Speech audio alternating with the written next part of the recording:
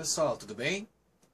A videoaula de hoje, de língua portuguesa, nós vamos estudar mais um gênero textual que refere-se à lenda.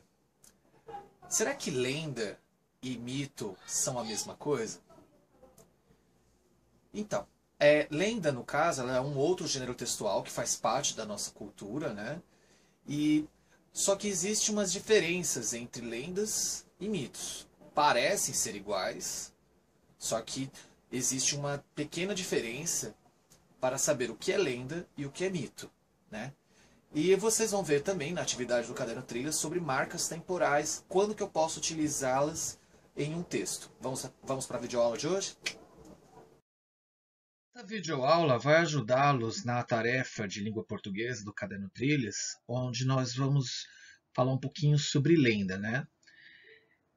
É bom nós sabermos, crianças, que lenda e mito parecem ser iguais, mas existe uma diferença, onde nós vamos ver no decorrer desta.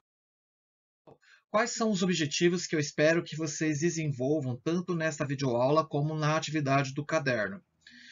Retomar os estudos sobre o significado de mito e suas características, diferenciar mito e lenda, definir o significado de lenda, conhecer as características principais de lenda, localizar informações explícitas como explícitas dentro do texto lenda, conforme proposto no Caderno Trilhas, identificar os marcadores temporais, marcas de passagem de tempo em uma lenda. Para entendermos, vamos retomar o que seria mitologias, no caso mitos, né? São narrativas utilizadas pelos povos antigos para explicar fatos da realidade e fenômenos da natureza que não eram compreendidos por eles. Os personagens são sobrenaturais, deuses e heróis. Características humanas e pessoas que realmente existiram. Então, para vocês terem uma ideia, a mitologia ela é uma narrativa contada por povos antigos, né, para explicar o surgimento, a realidade das coisas. E os personagens principais são sempre deuses, né? Na aula sobre mitologia, nós tínhamos visto que antigamente, para buscar explicações sobre o surgimento do universo, o surgimento dos mares, o surgimento de qualquer aspecto do planeta, os seres humanos buscaram as mitologias como uma explicação para ajudá-los a entender o surgimento do universo, o surgimento de seres humanos e tudo mais. E um dos objetivos do mito é transmitir conhecimento e explicar fatos que a ciência ainda não havia explicado. Então, quais são as características da mitologia? Tem caráter explicativo ou simbólico sobre a origem do mundo e do homem. Os personagens são sobrenaturais, como deuses ou semideuses. Procura convencer a realidade por meio de histórias sagradas de um povo, aceitando como verdade. E todas as culturas possuem seus mitos. Alguns assuntos, como a criação do mundo, são bases de vários mitos e diferenças.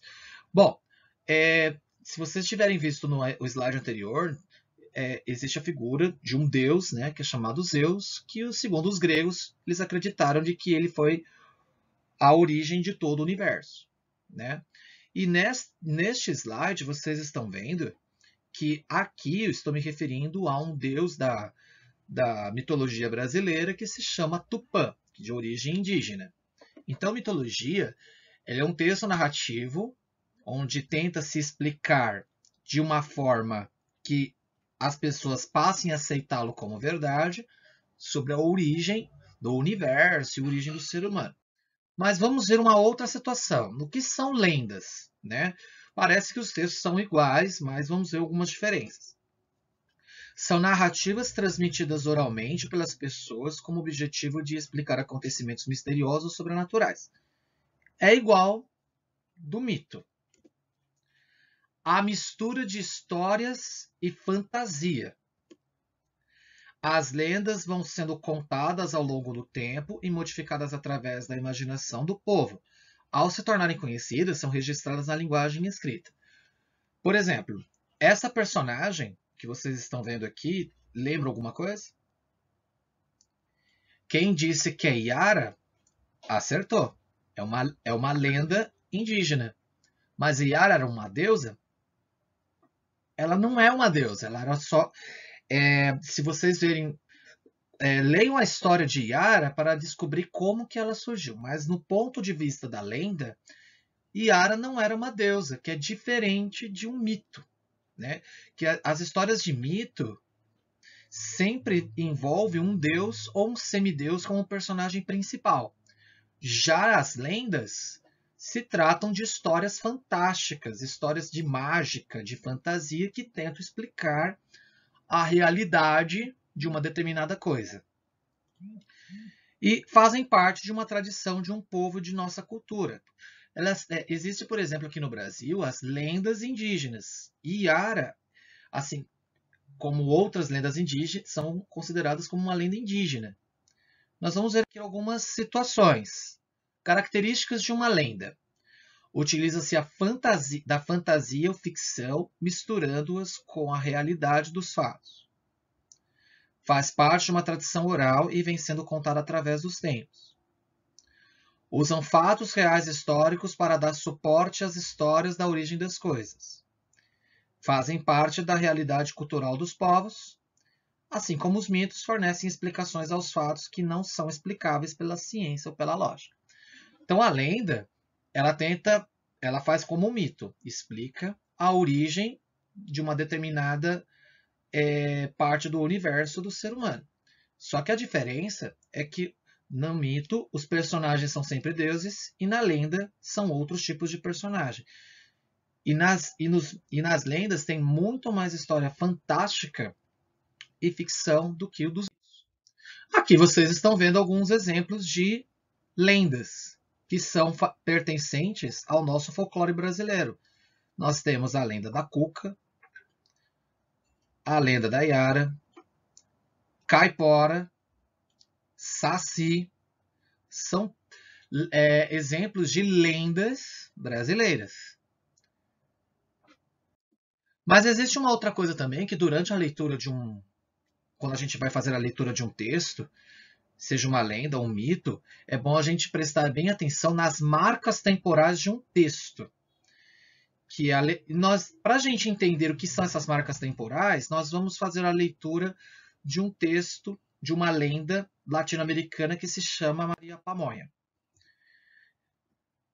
Então, olha só, certo dia apareceu na porta da casa grande da fazenda uma menina suja e faminta. Neste dia deram-lhe de comer e de beber, e no dia seguinte também, e no outro, e assim sucessivamente. Sem que as pessoas da casa se dessem conta, a menina foi ficando sempre calada e de canto em canto.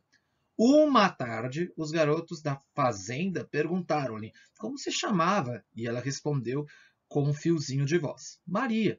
E os garotos, às gargalhadas, fecharam-na numa roda e começaram a debochar dela.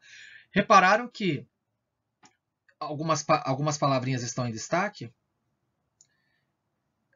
Certo dia, uma tarde, são exemplos de marcas temporais de um texto, que é para indicar a passagem de um efeito do texto. Aí, continuando. Maria Pamonha, Maria Pamonha. Uma noite já tem uma outra marca temporal de lua. O filho da patroa estava se arrumando para ir ao baile quando Maria Pamonha apareceu no seu quarto. E aqui, se vocês pegarem o texto da Maria Pamonha, uma lenda latino-americana, desculpa, gente, vocês vão ver como que termina essa história. Então, vocês repararam que as marcas temporais de um texto são sempre indicadas por quando, uma noite, certo dia, era uma vez, né?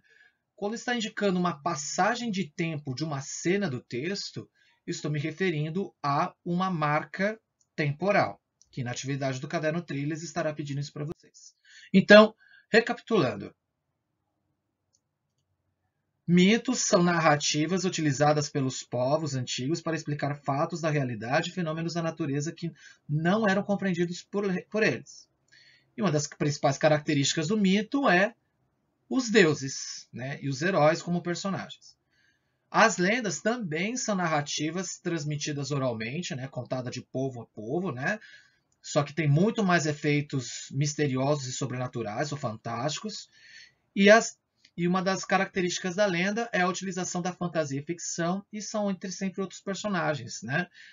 E marcas temporais são aquelas marcas que indicam passagem de tempo numa história, num texto, né? E os exemplos são quando, após, certo dia, etc. Bom, espero que vocês tenham gostado dessa videoaula e possa ter ajudado na atividade de vocês.